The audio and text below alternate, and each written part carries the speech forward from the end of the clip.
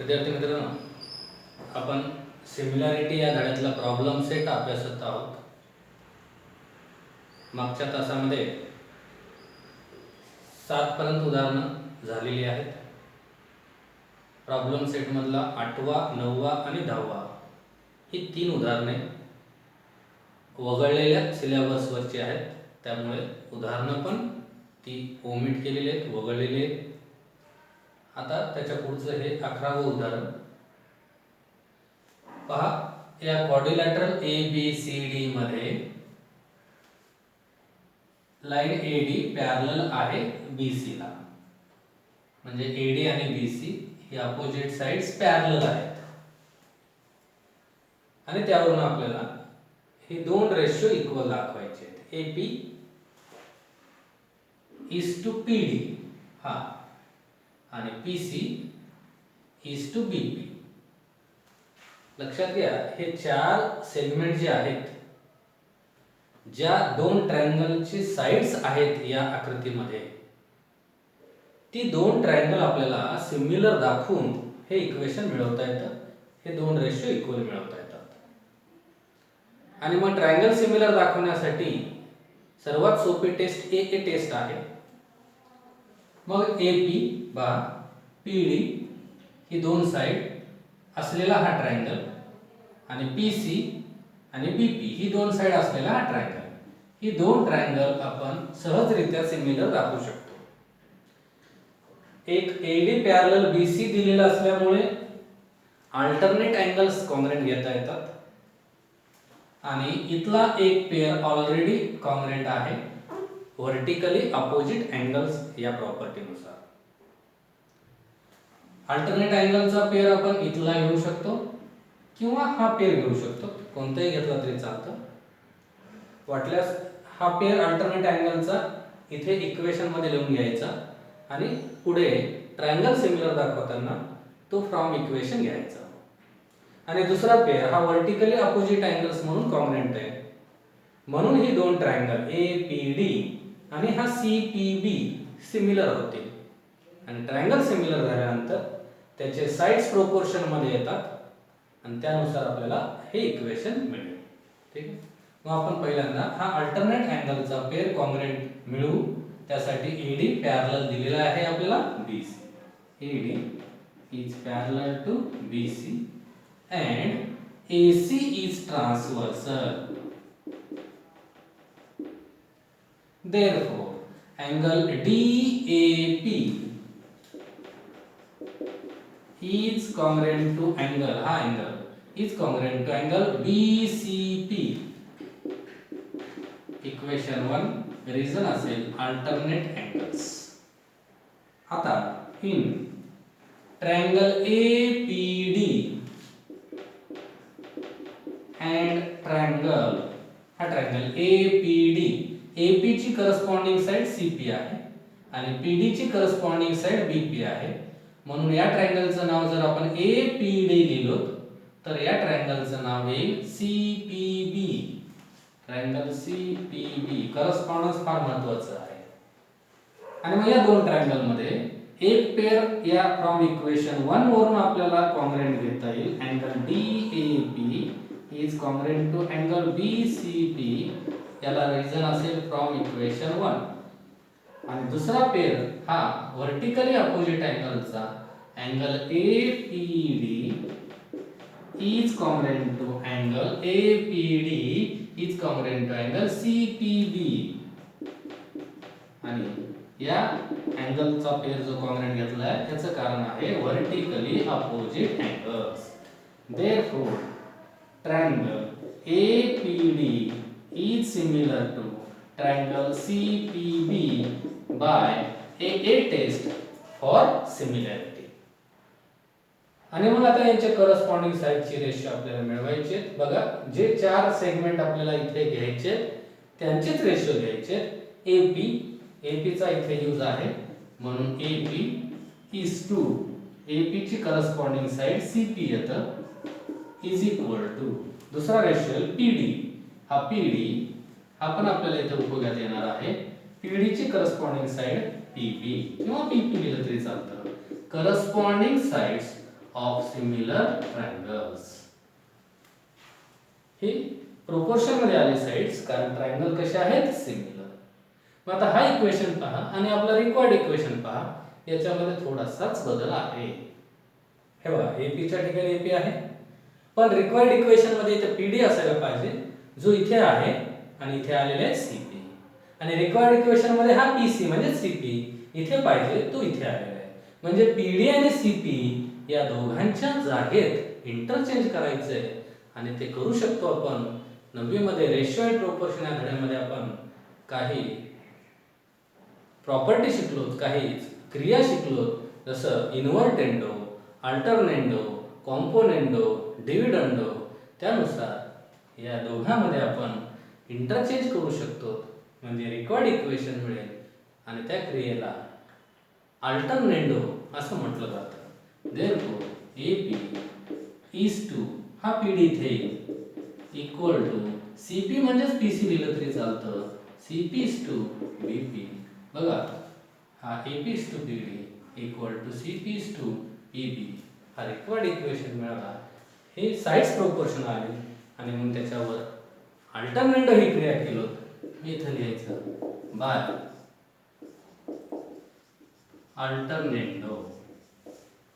अल्टरनेंडोनुसार याचा अंश आणि याचा छेद याच्या जागेमध्ये आपण इंटरचेंज करू शकतो, रिप्लेस करू शकतो. यानुसार हा रिक्वायर्ड इक्वेशन मिळाले. सिंपल आहे. हे दोन ट्रायंगल सिमिलर दाखवत हे टेस्टनुसार आणि मग करस्पॉन्डिंग साइड्स प्रोपोर्शन मध्ये लिहिलो आणि याच्यावर अल्टरनेंडो ही क्रिया केलो. मग आपलं रिक्वायर्ड इक्वेशन इथं मिळालेलं आहे. पहा प्रॉब्लेम सेट मधलं पुढचं उदाहरण.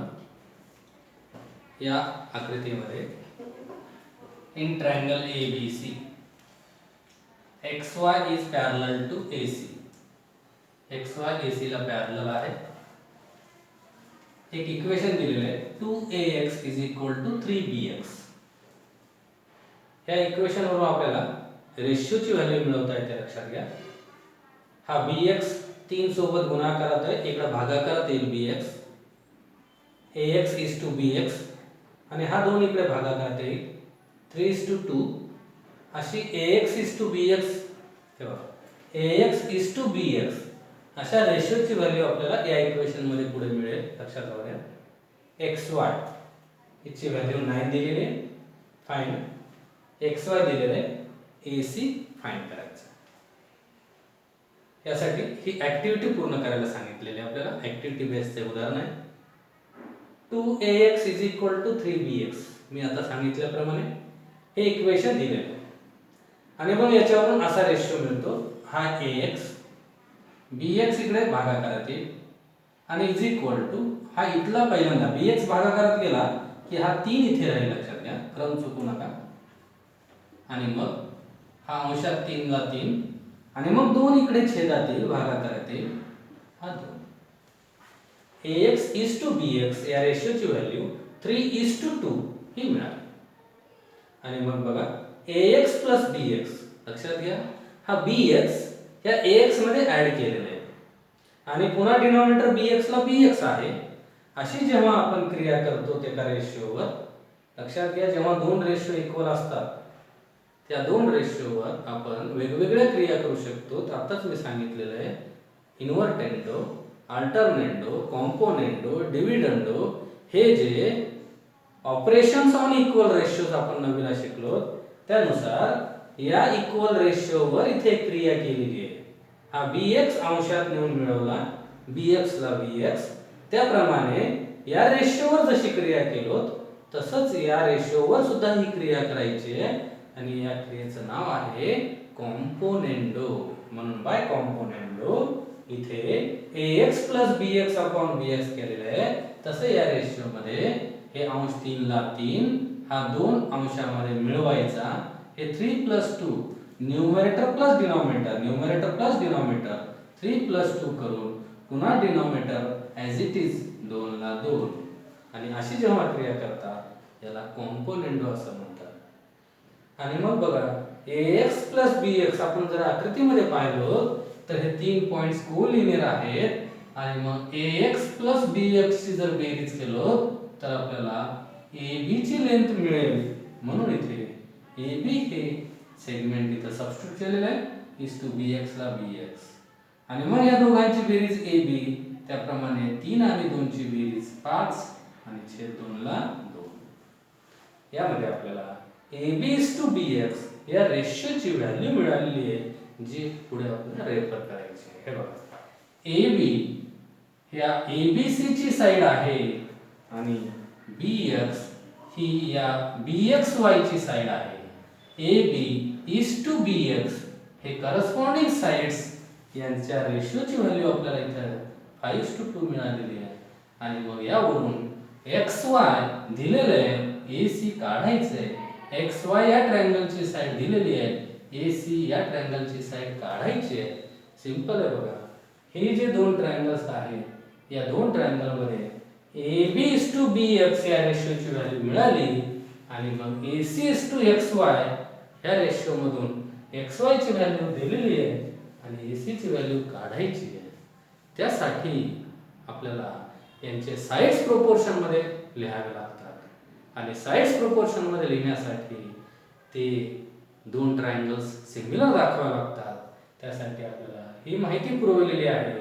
xy पॅरलल आहे ac ला आणि मग xy पॅरलल असल्यामुळे ac ला इथला हा अँगल या अँगलशी कॉन्ग्रुएंट होईल. करस्पॉन्डिंग अँगलचा पेयर हा अँगल याच्याशी कॉन्ग्रुएंट होईल. करस्पॉन्डिंग अँगलचा पेयर म्हणून ट्रायंगल ABC सिमिलर होईल ट्रायंगल XBY शी. बघा हा ट्रायंगल BCA सिमिलर आहे BYX. हे डायरेक्ट आपल्याला ऍक्टिव्हिटी मध्ये दिलेलं आहे. जर मध्ये दोन स्टेप जर दिले त्यांनी तर लक्षात घ्या हा अँगल याच्याशी कॉन्ग्रुएंट होईल कारण लाईन पॅरलल आहे. हा अँगल याच्याशी कॉन्ग्रुएंट होईल. करस्पॉन्डिंग अँगल्स पेयर म्हणून हे दोन ट्रायंगल सिमिलर आहेत. इथं मात्र टेस्ट लिहायला सांगितलेली आहे ए टेस्ट फॉर सिमिलॅरिटी आणि मग ट्रायंगल सिमिलर झाले तर साइड्स प्रोपोर्शन मध्ये येतात. बघा या ट्रायंगलची साइड BA ही याची करस्पॉन्डिंग साइड BX आणि ही AC याची करस्पॉन्डिंग साइड XY. मग करस्पॉन्डिंग साइडचे कोणते रेशो घ्यायचे लक्षात घ्या. आपल्याला ज्या किमती काढायच्या किंवा दिलेल्या असतात त्यांचा विचार करूनच साइड्स प्रोपोर्शन मध्ये घ्यायचं आहे. तिसरा रेशो इथं गरजेचं नाही लिहायचं नाही. मग आता याच्यामध्ये हे AC ची किंमत दिलेली आहे 9 BA to BX हे बघा BA to BX या रेशोची व्हॅल्यू आपण ठेवू शकतो. इथे या रेशोची व्हॅल्यू 5:2 फ्रॉम इक्वेशन 1 पुढे तेच केलेलं आहे. या रेशोची व्हॅल्यू BA to BX ची 5:2 इथे सबस्टिट्यूट करायची आहे. AC ची किंमत काढायची आहे आणि यातल्या XY ची व्हॅल्यू 9 दिलेली आहे. मग रफ मध्ये क्रॉस मल्टिप्लिकेशन करायचं आहे आणि मग डायरेक्ट AC ची किंमत काढायची आहे. हे बघा 9×45 आणि भागिले हे 2 45 भागिले 2 22.5 हे उत्तर येतं 22.5. लक्षात घ्या पुस्तकामध्ये हे उत्तर चुकीचं दिलेलं आहे. प्रिंट मिस्टेक आहे त्याला करेक्शन करा.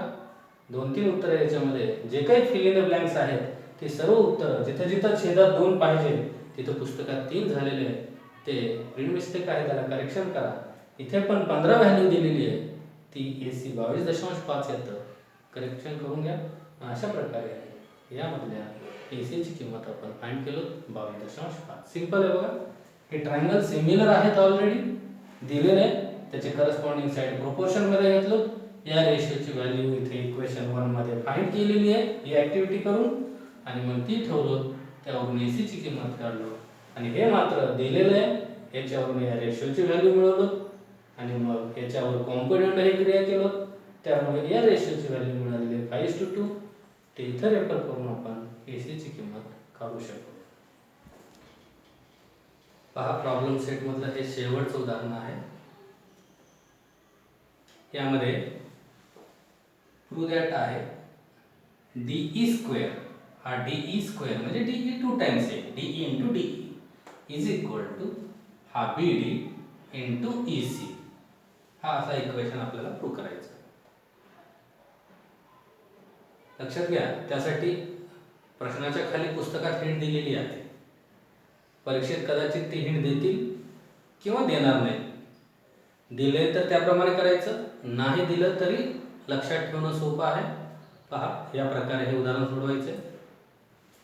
ऍक्च्युअली आपल्याला हे दोन ट्रायंगल सिमिलर दाखवायचे आहेत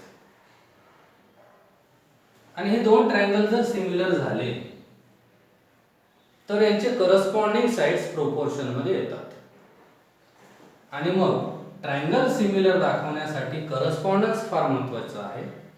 triangle BDG is similar to triangle FEC. हे बघा BDG आणि FEC. हा BDG D जवळ राईट अँगल आहे, FEC आणि E जवळ राईट अँगल आहे. राईट अँगल ज्या व्हर्टेक्स जवळ आहे तो व्हर्टेक्स बघा मी सेकंड प्लेसला घेतलाय BDG D आणि FEC E. ठीक आहे. मग ही करस्पॉन्डन्स फार महत्त्वाची आहे. हे दोन ट्रायंगल आपल्याला सिमिलर दाखवायचे, ती कशी मी तर सांगणार आहे. आणि मग हे दोन ट्रायंगल सिमिलर झाल्यानंतर बघा ही साइड्स असतील असे साइड्स प्रोपोर्शन मध्ये घ्यायचे. हे BD आपल्याला इथे रिक्वायर्ड इक्वेशन मध्ये आहे आणि BD ची करस्पॉन्डिंग साइड EF म्हणजेच FE ती मात्र इथे उपयोगात येणार नाही.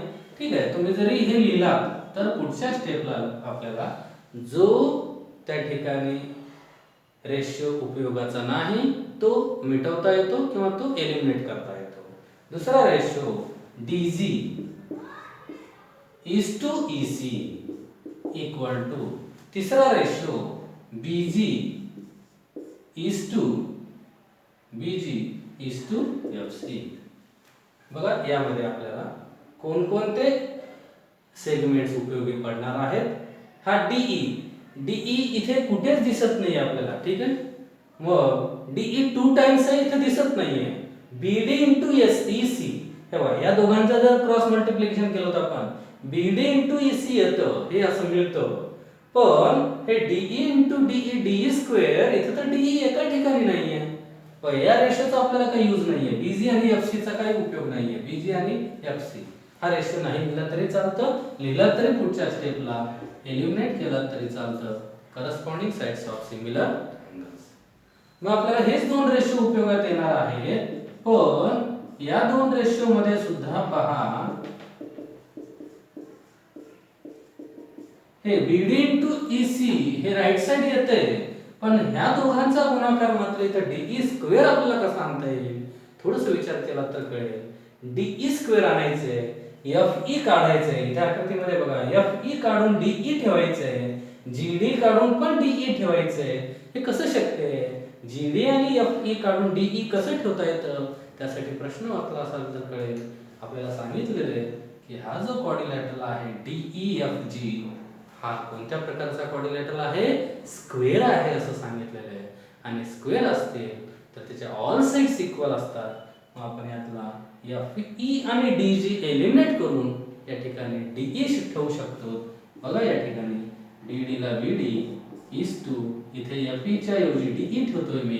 FE DE स्क्वेअरचे साइड्स आहेत म्हणून FE एलिमिनेट करून DE ठेवतोय इक्वल टू DG आणि DG काढून इथे पण DE ठेवतोय कारण साइड्स ऑफ स्क्वेअर आहेत आणि EC ला EC. देयरफॉर बघा आता क्रॉस मल्टिप्लिकेशन केल्यावर हा इक्वेशन मिळतो DE into DE square is equal to BD into EC. हा आपला रिक्वायर्ड इक्वेशन आहे. DE square is equal to BD into EC. मग हा इक्वेशन मिळवण्यासाठी आपण हे DE आणि DG आणि FE च्या ठिकाणी सबस्टिट्यूट केलं कारण हे साइड्स ऑफ स्क्वेअर आहेत. हे मात्र आपल्याला इथं सुरुवातीला लिहून घ्यायचं आहे, इक्वेशन मिळवायचं आहे आणि मग इथे लिहिता येतं फ्रॉम इक्वेशन 1. आणि मग हे सर्व करण्यासाठी आपल्याला पहिल्यांदा हे दोन ट्रायंगल सिमिलर दाखवावे लागले आणि मग हे दोन ट्रायंगल कसे सिमिलर होतील ते सुद्धा इथं आपल्याला सिमिलर ट्रायंगल्स प्रूव्ह करायचे. ते टेस्ट नुसार आपल्याला सिमिलर दाखवायचे. सर्वात पहिल्यांदा उत्तराच्या सुरुवातीला क्वाड्रिलॅटरल हा DEFG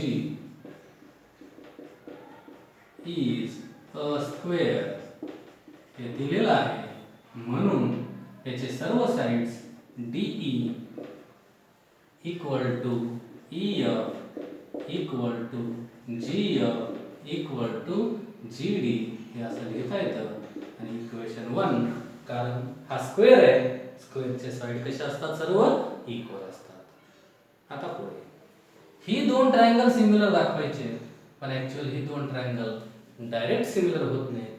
त्याच्यासाठी हा ट्रायंगल या ट्रायंगलशी सिमिलर दाखवायचा आहे आणि हा ट्रायंगल सुद्धा याच ट्रायंगलशी सिमिलर दाखवायचा आहे, किंवा हा मोठा ट्रायंगल लक्षात घ्या, हा BAC, हा ट्रायंगल या मोठ्या ट्रायंगलशी सिमिलर दाखवायचा आहे, हा ट्रायंगल सुद्धा या मोठ्या ट्रायंगलशी सिमिलर दाखवायचा आहे.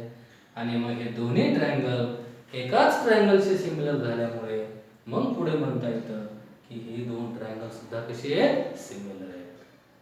आणि मग मोठ्या ट्रायंगलचं नाव काय पहा, करस्पॉन्डन्स महत्त्वाचं आहे, BAC. मी इथे सांगितल्याप्रमाणे जिथे राईट अँगल आहे तो वर्टेक्स सेकंड प्लेसला घ्यायचा आहे, BAC. आणि हा ट्रायंगल BDG, याची करस्पॉन्डन्स आपण ऑलरेडी घेतलेलं आहे. In triangle BAC and BDG, in triangle BAC and triangle BDG, बघा कोणकोणते अँगल कॉन्ग्रुएंट आहेत. हा BAC आणि हा BDG. BAC मधला हा अँगल BAC किती डिग्रीचा आहे, 90 डिग्रीचा दिलेला आहे प्रश्नात, इथे चिन्ह पण दाखवलेलं आहे. हा BAC कॉन्ग्रुएंट होईल अँगल BDG शी, कारण हा स्क्वेअर आहे आणि स्क्वेअरचा ईच अँगल किती डिग्रीचा असतो, 90 चा. म्हणून अँगल BDG, हा BDG, आणि याचं कारण आहे ईच इज 90 डिग्री. आणि मग हा मोठा ट्रायंगल पहा, BAC मधला हा अँगल, या मोठ्या ट्रायंगल मधला हा अँगल आणि या ट्रायंगल मध्ये सुद्धा हा अँगल आहे, म्हणजे B जवळचा अँगल दोन्ही ट्रायंगल मध्ये कॉमन आहे. बघा BAC आणि BDG मध्ये दोन्ही ट्रायंगल मध्ये B जवळचा अँगल कॉमन आहे, अँगल ABC. B जवळचा angle is congruent to angle हा GBD किंवा DBG, दोन्ही पैकी काही चालतं, DBG. आणि याला कारण आहे कॉमन अँगल. म्हणून हे दोन triangle BAC is similar to triangle BDG. आणि टेस्ट आहे AA टेस्ट फॉर सिमिलॅरिटी, याला म्हणू इक्वेशन 2. बघा हा BAC ट्रायंगल या ट्रायंगल BDG शी सिमिलर दाखवतो. आता हाच ट्रायंगल BAC आपण ह्या ट्रायंगल FEC शी सिमिलर दाखवू शकतो, सेम आताप्रमाणेच. हे बघा BAC मधला हा अँगल राईट अँगल, FEC मधला हा अँगल राईट अँगल, BAC मधला हा C जवळचा अँगल आणि FEC मधला हा C जवळचा अँगल कॉमन अँगल आहे. म्हणून हा BAC आणि FEC इथला FEC हे पण आपण सिमिलर दाखवू शकतो. आता तेवढी तीच स्टेप असल्यामुळे पुन्हा सर्व स्टेप लिहिण्याची गरज नाही.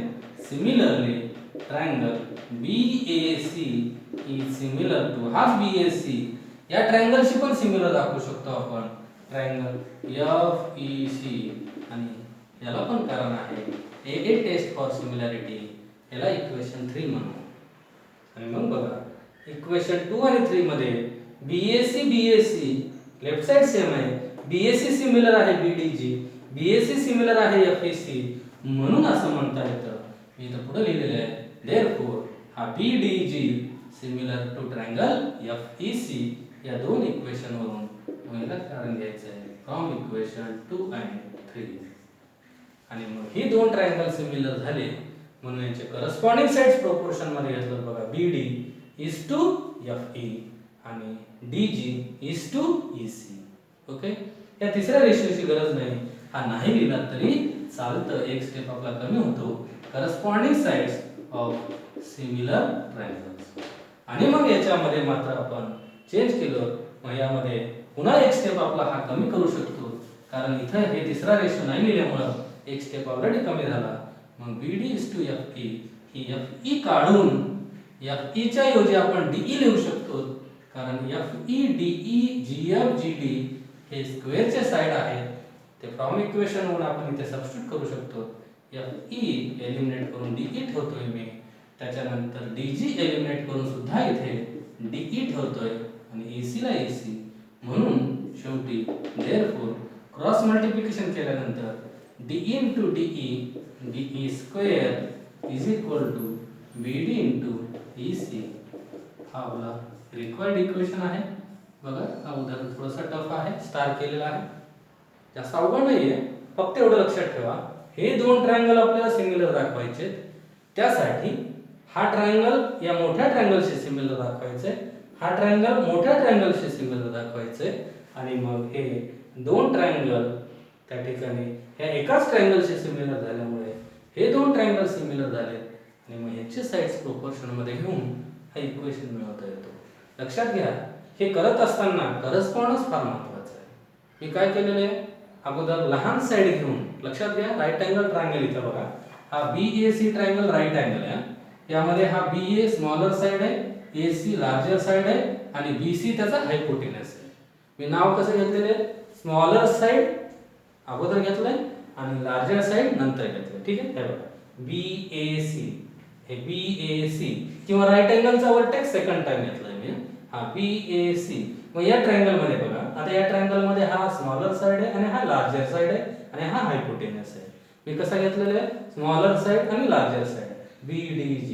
या ट्रायंगल मध्ये स्मॉलर साइड FE आहे, लार्जर साइड EC आहे, FEC. किंवा राईट अँगल सेकंड प्लेसला ठेवलाय पहा, BDG FEC, BDG FEC. हे करस्पॉन्डन्स फार महत्त्वाचं आहे. करस्पॉन्डन्स बरोबर आले तरच करस्पॉन्डिंग साइड्स प्रोपोर्शन मध्ये येतात, तरच त्या ठिकाणी आपल्याला रिक्वायर्ड इक्वेशन मिळतो. बघा हे उदाहरण पुन्हा एकदा सांगतो मी. हे बघा, आपल्याला हा क्वाड्रिलॅटरल ऑलरेडी स्क्वेअर आहे असं सांगितलेलं आहे, म्हणून मी त्याचे साइड्स चारही इक्वल घेतलेत इक्वेशन 1 मध्ये. हा DE, EF, GF आणि GD याचा यूज तिथे आहे. आणि मग नंतर हा ट्रायंगल BAC आणि हा ट्रायंगल BDG, हे दोन ट्रायंगल सिमिलर दाखवतात आपण. BAC आणि BDG या दोन ट्रायंगल मध्ये बघा, BAC मधला A जवळचा अँगल राईट अँगल आहे आणि BD जवळ मधला हा अँगल राईट अँगल आहे, कारण हा क्वाड्रिलॅटरल काय आहे, स्क्वेअर आहे. स्क्वेअरचा ईच अँगल कसा असतो, राईट अँगल, बरोबर आहे. हे बघा, angle BAC congruent to angle BDG each 90 degree. त्याच्यानंतर ह्या मोठ्या ट्रायंगल मधला B जवळचा अँगल आणि या ट्रायंगल मधला B जवळचा अँगल हा मार्क केलेला, हा दोन्ही मध्ये कॉमन आहे. अँगल ABC आणि अँगल GBD हा अँगल कॉमन अँगल आहे, म्हणून कॉन्ग्रुएंट घेतलं, म्हणून हे दोन ट्रायंगल सिमिलर झाले A टेस्ट नुसार. तसंच हा BAC ट्रायंगल या FEC सुद्धा सिमिलर होईल सेम या स्टेप नुसार, म्हणून तिथे न करता सिमिलरली असं लिहिलं. हाच ट्रायंगल BAC या FEC सिमिलर होतो A टेस्ट नुसार. आणि मग या दोन इक्वेशन वरून हे BAC सिमिलर आहे या दोघांशी, म्हणून BDG सिमिलर झाला FEC. आणि मग यांचे करस्पॉन्डिंग साइड्स प्रोपोर्शन मध्ये घेतलं तेव्हा BD इंटू EC हा राईट साइड येतोय, पण लेफ्ट साइड मात्र FE आणि DG च्या ऐवजी आपल्याला DEच पाहिजे, म्हणून FE काढून DE ठेवलं, DG काढून पण DE ठेवलं. ठेवता येतं कारण हे साइड्स ऑफ स्क्वेअर आहे. मग इथे जे ठेवलं सबस्टिट्यूट केलं हे कारण आहे फ्रॉम इक्वेशन 1 या स्टेपचं कारण. आणि मग याच्यामध्ये क्रॉस मल्टिप्लिकेशन करून DE into DE square is equal to BD into EC हा झाला आपला रिक्वायर्ड इक्वेशन. इथे आपल्याला धडा संपलेला आहे. वही पूर्ण करा, काही अडचणी असतील तर विचारा.